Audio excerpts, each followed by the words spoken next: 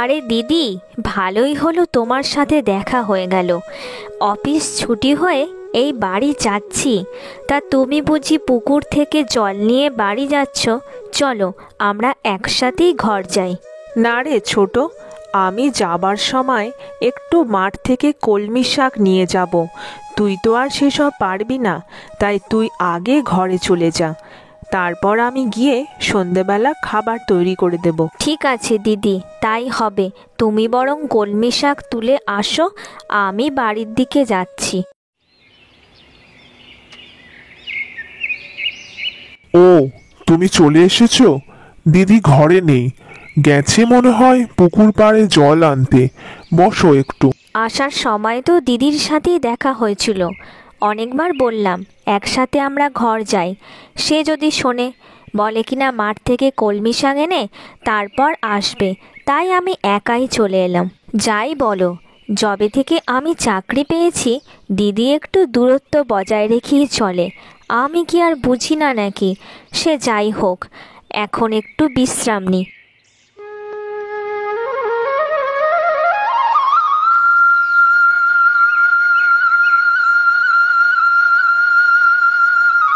জানো দিদি, কদিন ধরে খুব মাংস খেতে ইচ্ছা করছে। আমি ওকে বললাম একটু মাংস আনার জন্য।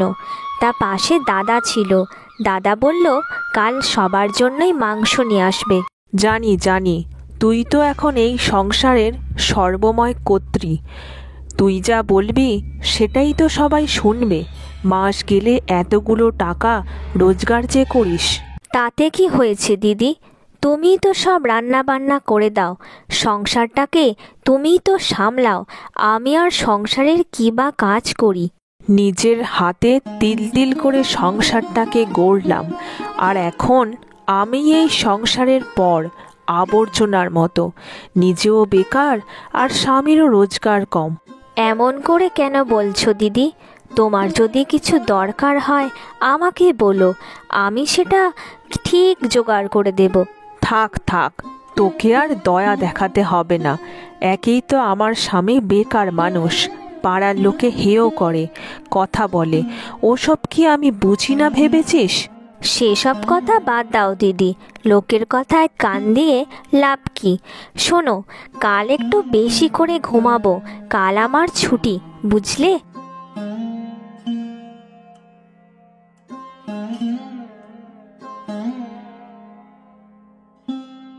বুঝেছি বুঝেছি, হ্যাঁ ঠিক আছে, তুই এখন যা। সত্যি সারাটা দিন খেটে মরবো, আর তেনারা পায়ের ওপর পা দিয়ে আরাম ভোগ করে যাবে। সত্যি কি কপাল মায়েরি।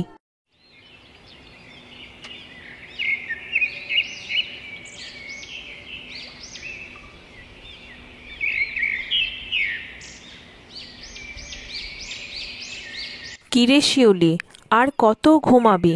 সকাল 10টা যে বাজতে চললো। দেরি করে কালকে ডাকতে বলেছিলি, তাই এই 10টায় ডাকতে এলাম। এবার তো ওঠ, নে তোর জন্য চা করে এনেছি। তুমি কত ভালো দিদি। যতই আমার সাথে রাগ অভিমান আর ঝগড়া করো, তবু তুমি মায়ের মতো সব দায়িত্ব পালন করো। কই দাও দেখি চাটা, খেয়ে নি। ওসব কিছু নয়, সবার জন্যই চা করেছি, তাই তোকেও এলাম চা দিতে আর তোর ঘুমটা ভাঙাতে। আজ তো মাংস হবে, আজ দুপুরে জমিয়ে খাওয়া দাওয়া হবে। আমি চাটা খেয়ে আর একটু বরং শুয়ে নি। সে তুই আবার ঘুমাতেই পারিস, আমার মতো কষ্ট তো আর তুই করিস না। আমার স্বামী বেকার, মানুষটা লোকের জমিতে কাজ করে যেটুকু পায় তাই দিয়ে সংসার চলে। এমন করে কেন বলছো? আমরাও তো সংসারে সমান ভাগ দিই। থাক থাক, দুজনে চাকরি করেও সমান ভাগ, কোনোদিন বেশিটা তো দিতে পারিসনি। সে তুমি যাই বলো, আমি তোমার কোনো কথায় কিছু মনে করি না। আমি কিন্তু নিজের মতো বাঁচি।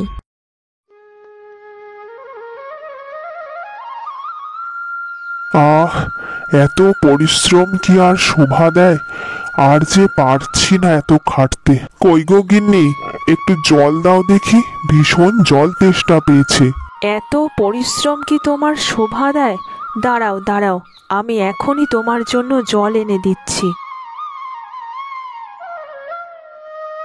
পরিশ্রম না করলে যেটুকু সম্মান আছে এরপর সেটাও থাকবে না। এমনিতেই তো গ্রামের সবাই আমাকে শিক্ষিত বেকার বলে ডাকে। সত্যি ভগবান যে কেন মুখ তুলে তাকায় না। হ্যাঁ গো, তোমার সামনে কোনো পরীক্ষা টরীক্ষা আছে নাকি? হ্যাঁ, আছে কয়েকটা। দেখি কাজের ফাঁকে যেটুকু সময় পাবো পড়াশোনা করে নিতে হবে। পরীক্ষা তো দিই, তারপর যা হবে।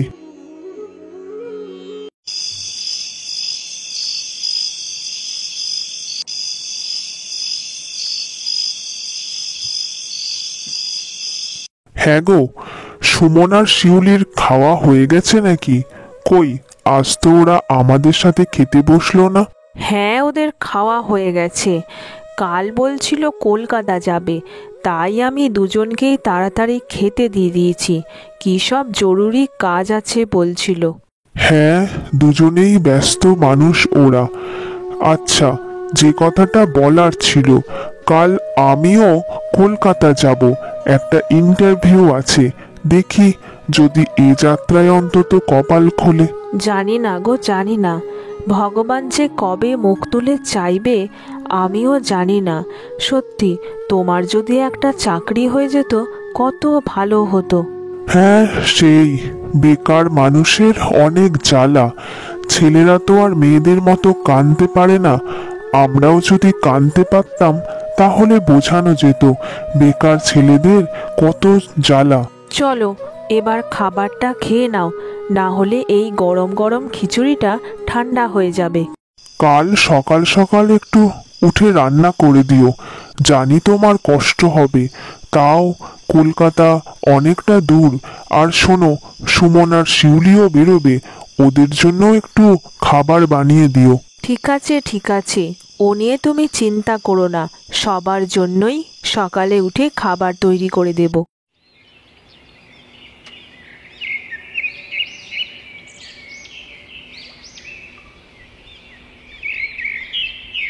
যাক, সকাল সকাল উঠে তিনজনের জন্যই টিফিন বানানো হয়ে গেছে। হে ঈশ্বর, এবার তো অন্তত মানুষটার দিকে মুখ তুলে চাও। এত পরিশ্রম করেও কিছু হচ্ছে না। এই চাকরিটা যেন হয়ে যায় ঠাকুর। কই গো গিন্নি, কোথায় গেলে? কই, এসো এসো, একটা ভালো খবর আছে। তুমি চলে এসেছো? আমি এখনই তোমার কথা ভাবছিলাম। তা বলো, এত ডাকাডাকি করছিলে কেন? আনন্দে গিন্নি, আনন্দে। আমার চাকরিটা হয়ে গেছে গিন্নি। সরকারি চাকরি নয়, প্রাইভেট কোম্পানির চাকরি। তবে চাকরিটা পাকা। সামনের সপ্তাহ থেকে আমি জয়েন করছি চাকরিতে। যাক বাবা, এতদিনে তবে ভগবান মুখ তুলে চাইলো। আর কেউ তোমাকে বেকার বলবে না, আর আমাকেও বেকারের বউ বলবে না। তবে এই চাকরিটা সম্ভব হয়েছে আমার ভাই আর শিউলির জন্য। শিউলি, যার সাথে তুমি দিন রাত ঝগড়া করো, কথা শোনাতে ছাড়ো না, তার জন্যই কিন্তু আজকে আমি এই চাকরিটা পেয়েছি। কোম্পানির অফিসারের সাথে শিউলি কথা বলিয়ে দিয়েছিল, আর তিনি আমার সমস্ত পরীক্ষা নিয়ে তিনি ঠিক করলেন যে আমাকে চাকরিতে নেওয়া যাবে। সত্যি বলছো? ইস, আমি না বুঝে মেয়েটাকে কত কথা শোনাতাম। এখন আমার নিজেরই কষ্ট হচ্ছে। কোনো কষ্ট পেতে হবে না দিদি। আমি জানি তুমি ওপরে আমার সাথে ঝগড়া করলেও ভেতরে ভেতরে আমাদের সবাইকে অনেক ভালোবাসো। আর শোনো দিদি, তুমিও একটু তৈরি হয়ে নাও। তোমাকে নিয়েও আমি একটু অফিসে যাব। আমাদের অফিসে কর্মী নিয়োগ হচ্ছে, কন্ট্রাকচুয়াল পোস্টে। কলেজ পাশ করলেই নিয়োগ। তোমার জন্য আমি বলে রেখেছি, শীঘ্রই তৈরি হয়ে নাও। সত্যি বলছিস শিউলি? তুই আমার জন্য ভেবেছিস? এতদিন আমি তোকে কত বকাবকি করেছি, তোর ওপর অনেক কারণে হিংসা হয়েছে, তাও তুই আমার জন্য এত ভেবেছিস বোন? বেকার মানুষের কষ্ট আমি বুঝি দিদি। তোমাকে আর দাদাকে কাছ থেকে দেখে আমি সব বুঝতে পারতাম, হয়তো মুখে কিছু বলিনি। চলো এখন আমার সাথে অফিসে চলো। বুঝলে শিউলি, যত কটা কাগজপত্র জমা পড়েছে তার মধ্যে তোমার বৌদির শিক্ষাগত যোগ্যতা সবচেয়ে বেশি, তাই তোমার বৌদিকে এই চাকরিটা দেওয়া হলো। সত্যি রে শিউলি, বিশ্বাসই হচ্ছে না। আজ যে এত খুশির দিন দেখতে পাবো আমি সত্যিই ভাবিনি। তোকে অনেক ধন্যবাদ বোন। ধন্যবাদের কিছুই নেই দিদি, তুমি সংসারে কত কাজ করেছো। আমি অফিস এসেছি, সংসারটা পুরোটা তুমি এতদিন সামলেছো, ওটা কোনো ব্যাপার না। আজ থেকে তুমি, আমি, দাদা, আমার স্বামী সবাই আমরা রোজগার করব সম্মানের সাথে। চলো এবার আমরা বাড়ি যাই। যখন আমাদের সবার চাকরিটা হয়েই গেল, তাহলে অনেক দিন ধরে আমার একটা স্বপ্ন ছিল, তোকে আজ বলেই ফেলি। কী স্বপ্ন গো দিদি? বলো বলো, বলেই ফেলো, আর কোনো অসুবিধা নেই। গ্রামের সবারকার মতো আমাদেরও একটা বড় বাড়ি হবে, সেখানে সবাই আমরা একসাথে সুখে শান্তিতে বসবাস করব। হ্যাঁ হ্যাঁ, নিশ্চয়ই হবে। আমাদের সবার টাকায় আমাদের একটা সুন্দর বাড়ি হবে। এর কয়েক মাস পর তাদের একটা সুন্দর পাকা বাড়ি তৈরি হয়, আর ওখানে তারা সবাই একসাথে সুখে শান্তিতে বসবাস করতে শুরু করে। পূর্ব বাংলার এক ছোট্ট গ্রাম ইছাপুর। সেই গ্রামের মাঝখান দিয়ে বয়ে যেত ইছামতি নদী। সেই নদীর বুকে দিনরাত এক করে নৌকা চালাতো হারান মাঝি। গ্রামের মধ্যে হারান ছিল সবচেয়ে গরিব।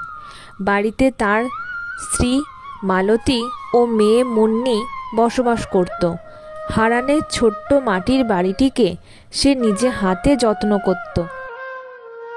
অন্যদিকে সেই গ্রামেই তার বিত্তবান ভাই নিত্যানন্দ ও স্ত্রী রমা থাকত। তাদের ধনসম্পদের অভাব ছিল না, বিশাল বাড়ি, অনেক জিনিসপত্র। নিত্যানন্দ একটা কারখানায় চাকরি করত। আর সেই গ্রামেই বসবাস করত জমিদার রুদ্রপ্রতাপ চৌধুরী। তিনি ও তার স্ত্রী হারান মাঝিকে খুব স্নেহের চোখে দেখতেন, কিন্তু সেটা তার ভাই নিত্যানন্দ ও রমার একদমই পছন্দ ছিল না।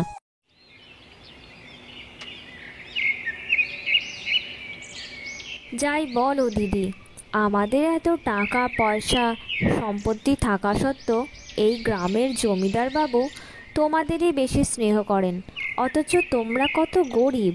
এরকম করে বলিস না রমা, আমাদের জমিদার বাবু খুব উদার মানুষ, সবার জন্যই তার সমান ভালোবাসা ও স্নেহ রয়েছে। শুনলাম নাকি জমিদার বাবুর বড় মেয়ের বিয়ে, গ্রামে তো সবাই সেটাই বলা বলি করছে। তাই নাকি? সে তো খুব ভালো খবর। কিছু মনে করো না দিদি, ছোট মুখে একটা বড় কথা বলছি। তোমরা বাদ দিয়ে এ গ্রামের সবার অবস্থা অনেক ভালো, তাই বেকার বেকার জমিদার বাবুর মেয়ের বিয়েতে নিমন্ত্রণ খেতে গিয়ে লাভ নেই, উপহার তো দিতে পারবে না। আমার মনে হয় জমিদার বাবু আমাদের নিমন্ত্রণ করবেন, আর তাছাড়া আমরা দামি উপহার দিতে পারবো না তো কি হয়েছে, প্রাণ ভরে আশীর্বাদ করব।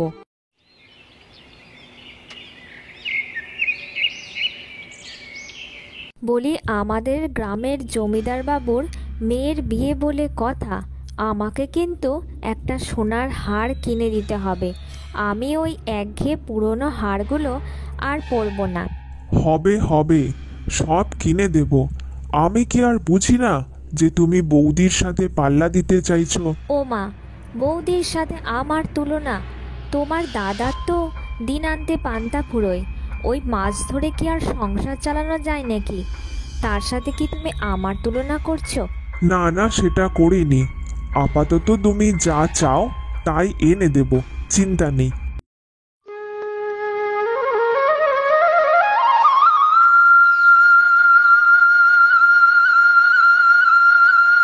বুঝেছো মালতী, সকাল সকাল জমিদার বাবু আমাকে ডেকে পাঠিয়েছে, হয়তো কিছু দরকার আছে। ওমা, তাই নাকি? তা তুমি দেরি না করে এখনই চলে যাও।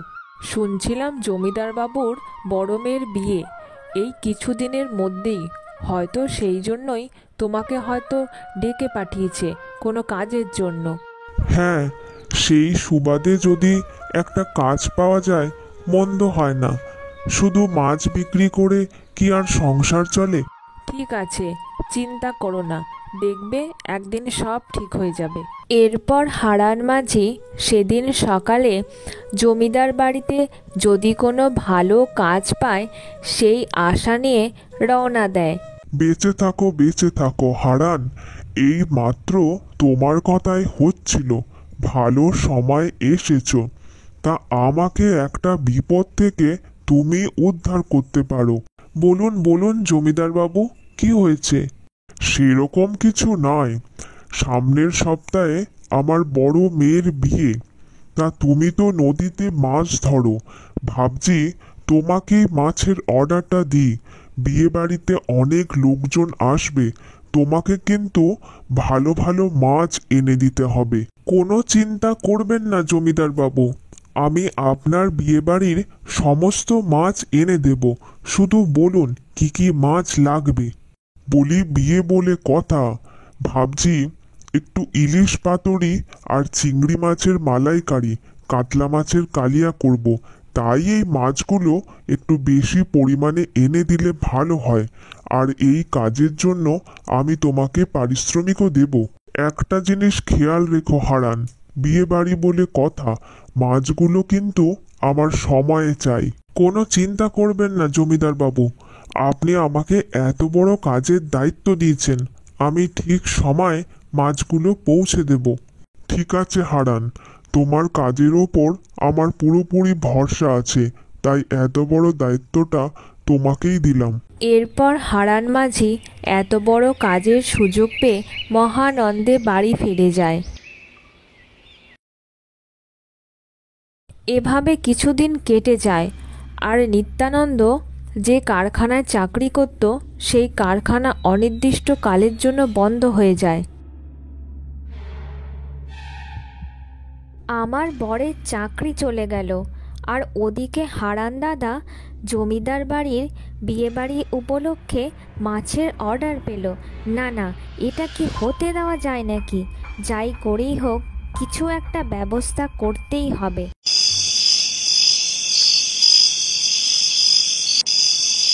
এরপর জমিদার বাড়িতে বিয়ের আগের দিন রাতে হারান মাঝি মাছ ধরতে নদীতে বেরোয়।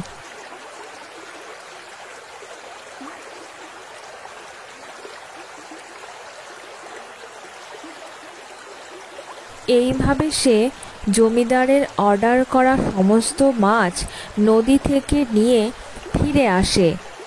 না, এতগুলো মাছ ধরে খুব ক্লান্ত লাগছে আর ঘুমও পাচ্ছে। ভাবছি একটু ঘুমিয়ে নি, মাছগুলো তো কাল সকালে পৌঁছালেই হবে, আমি বরং একটু বিশ্রাম নিয়ে নি। খুব শখ জমিদার বাবুর কাছে প্রিয় হয়ে ওঠার, দেখাচ্ছি মজা। এই মাছগুলোতে সব আমি বিষ মিশিয়ে দেব, আর মাছগুলো মরে যাবে। তারপর জমিদার বাবু দূর দূর করে এই গ্রাম থেকে তাড়িয়ে দেবে। এরপর রমা সমস্ত মাছগুলোতে বিষ মিশিয়ে দেয়।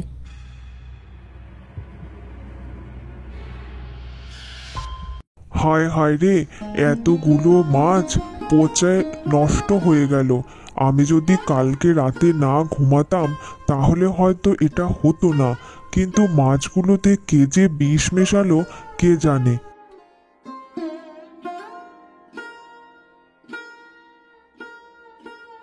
তুমি এত বড় ভুল করলে কি করে হারান? তোমার ওপর আমি ভরসা করেছিলাম, এখন বিয়ে বাড়িতে লোকজন এসে গেছে, সবাইকে খাওয়াবো কি? তোমার মাছের প্রশংসা আমি সবার কাছে করেছি, শেষে কিনা আমাকে শেষ সময় এইভাবে ডুবিয়ে দিলে। আমি এই গ্রামের জমিদার, আমার তো মান সম্মান আর রইলই না। বিশ্বাস করুন কর্তামশাই, আমি এই ভুল করিনি।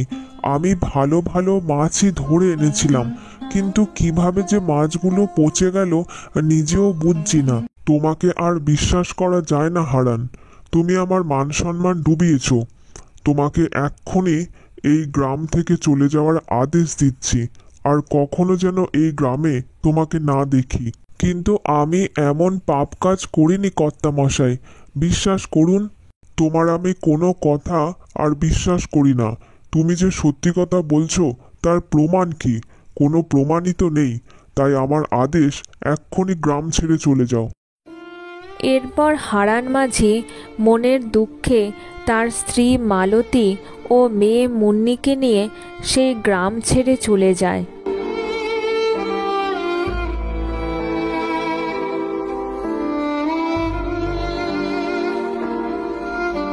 অবশেষে তারা ওই গ্রাম ছেড়ে একটা অন্য গ্রামে এসে উপস্থিত হয়। হ্যাঁ গো, খাবার বলতে তো এইটুকুই আছে, এটা দিয়ে আমাদের তিনজনের চলবে কি করে? মনটা ভালো নেই মালতী। ঘরে যেটুকু টাকা পয়সা ছিল সাথে করে নিয়ে এসেছি, কিন্তু আমাদের সম্বল বলতে ওই মাটির ঘরটুকুই ছিল।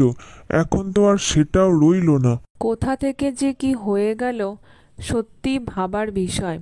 কিন্তু কোনো প্রমাণ ছাড়া জমিদার বাবু যে বিশ্বাস করবেন না সেটা জানার কথাই ছিল।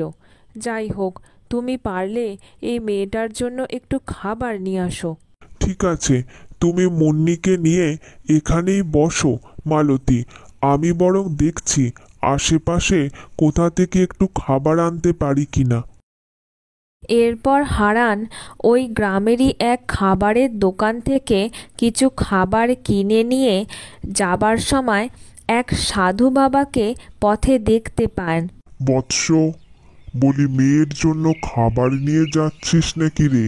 কিন্তু বাবা, আপনি কি করে বুঝলেন যে এই ব্যাগের মধ্যে আমি আমার ছোট্ট মেয়েটার জন্যই খাবার নিয়ে যাচ্ছি? ওরে, আমি যে ত্রিকালদর্শী রে, ভূত ভবিষ্যৎ বর্তমান সব কিছুই আমি দেখতে পাই। এই সাধু বাবা তার মানে কোনো সাধারণ মানুষ নন। তাহলে আমার সাথে যে অন্যায়টা হয়েছিল সেটা কি উনি জানেন? আমি জানি রে বৎস, তুই কোনো অন্যায় করিসনি। তুই একজন সৎ মানুষ, তোর মনে কোনো পাপ নেই। কিন্তু তোর সাথে যে অন্যায় হয়েছে সেটা খুবই খারাপ, তাই আমাকেই তার ব্যবস্থা করতে হবে।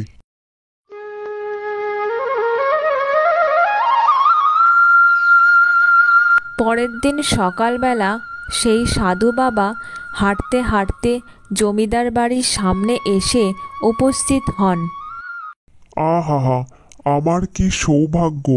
আপনার মতো একজন সাধু বাবার পা আমার এই জমিদার বাড়িতে পড়েছে। আমি এক দরিদ্র ব্রাহ্মণ, গ্রামে গ্রামে ঘুরে বেড়াই আর ঈশ্বরের নাম করি। আর কেউ কিছু নিরামিষ ভোজন করতে দিলে সেটা পেট ভরে খাই। কোনো চিন্তা করবেন না, আমার এই জমিদার বাড়িতে খাবারের কোনো অভাব নেই। আপনার জন্য নিরামিষ ভোজনের ব্যবস্থা এক্ষুনি করা হচ্ছে। এরপর সাধু বাবাকে নিরামিষ ভোজন দেওয়া হয়, কিন্তু সাধু বাবা চালাকি করে কিছু চিংড়ি মাছ সেই খাবারের মধ্যে মিশিয়ে দেয়। ঘোর অমঙ্গল! এত বড় দুঃসাহস হলো কি করে আমার খাবারে আমিষ মিশিয়ে দেওয়া? শান্ত হন বাবা, আপনি শান্ত হন। কিন্তু আমি নিজে হাতে খাবার পরিবেশন করেছি, তখন তো শুধুমাত্র নিরামিষই ছিল। এই চিংড়ি মাছগুলো কোথা থেকে এলো আমি তো কিছুই বুঝতে পারছি না। এমন অন্যায় আমি সহ্য করব না। কোনো প্রমাণ আছে যে খাবারে ওই চিংড়ি মাছগুলো তুই মেশাসনি? বিশ্বাস করুন, আমি ওই খাবারে কিছুই মেশাইনি, কিন্তু কোথা থেকে যে কি হয়ে গেল কিছুই বুঝতে পারছি না। যেমন ভাবে তুমি দোষ না করেও আমি তোমাকে ভুল বুঝলাম, ঠিক তেমনি সেদিন তুমিও এই গ্রামের গরিব নিষ্পাপ হারান মাঝিকে ভুল বুঝেছিলে। এরপর সাধু বাবা তার মায়াবী শক্তির দ্বারা সেই সত্যিটা জমিদারের সামনে তুলে ধরেন। তুমি জমিদার হয়েছ, কিন্তু মানুষ চিনতে শেখনি রুদ্রপ্রতাপ। মানুষকে চিনতে সময় নেওয়া এবং তাদের কাজের মাধ্যমে যাচাই করাই হলো সঠিক বুদ্ধিমানের কাজ। আমার ভুল হয়ে গেছে। আসল দোষীকে আমি আজই শাস্তি দেব, আর হারান মাঝিকেও আমি নিজে খুঁজে বের করে তার কাছে ক্ষমা চাইব। আমাদের মনে হয় কয়েকদিনের জন্য এই বাড়ি ছেড়ে দূরে কোথায় থাকাই ভালো। জমিদারবাবু যদি জানতে পারেন যে সেদিন মাছে বিষ আমিই মিশিয়েছিলাম, তাহলে আর রক্ষে নেই। এই যে বলি, জমিদার বাবু আপনাদের ডেকে পাঠিয়েছেন, চলুন আমার সাথে। শুধু এই বাড়ি থেকে নয়, এই গ্রাম থেকেই তাড়িয়ে ছাড়বে।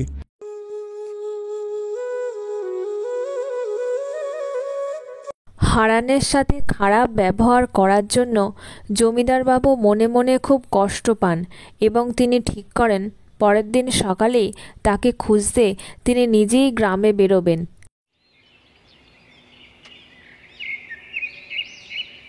কর্তামশাই, আপনি আমাকে খুঁজতে একা এই গ্রামে বেরিয়েছেন? আমাকে তুমি ক্ষমা করো হারান, আমি তোমাকে ভুল বুঝেছিলাম। আমি আসল অপরাধীকে খুঁজে বের করেছি, আর সবই হয়েছে ওই সাধু বাবার জন্য। তুমি গ্রামে ফিরে চলো। সত্যি বলছেন কর্তামশাই? আজ আমি খুব খুশি। হ্যাঁ, আর আমি কথা দিচ্ছি হারান, তোমার ওই মাছ শুধু এই গ্রামে নয়, পার্শ্ববর্তী গ্রামগুলোতেও আমার লোকেরা গিয়ে বিক্রি করে আসবে। তোমার ওই মাছ চারিদিকে বিক্রি হবে, আর সেখান থেকে তুমি অনেক পয়সা রোজগার করে অনেক বড় লোক হয়ে উঠবে। এরপর হারান মাঝি তার স্ত্রী মালতী ও মেয়ে মুন্নিকে নিয়ে ইছাপুর গ্রামে আবার ফিরে আসে, আর সে জমিদারের সহায়তায় মাছ বিক্রি করে অনেক টাকা রোজগার করে বড়লোক হয়ে ওঠে। অন্যদিকে নিত্যানন্দ আর রমা সব হারিয়ে নিঃস্ব হয়ে যায়, আর তারা বুঝতে পারে হিংসা এবং অহংকার কখনোই মানুষকে শান্তি দিতে পারে না, বরং তা নিজের এবং অন্যের ক্ষতি করে।